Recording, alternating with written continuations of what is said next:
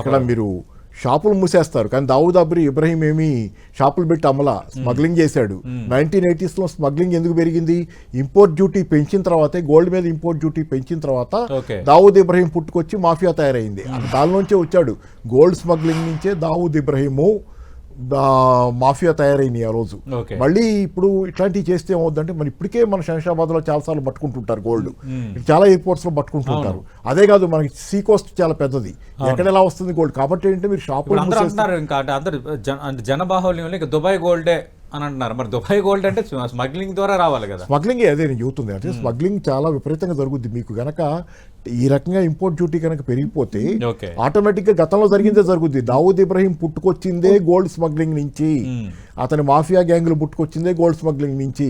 కాబట్టి ఇది మంచిది కాదు, అంటే ఇట్లాంటి ఇది ప్రమాదకరమైనటువంటిలో ఉంటుంది. కాబట్టి ఏంటంటే ఇది దీనివల్ల ఏదో కంట్రోల్ చేయగలం అనుకుంటే పొరపాటు. దీనివల్ల ఏంటంటే ఇల్లీగల్ మీన్స్ పెరిగిపోతాయి.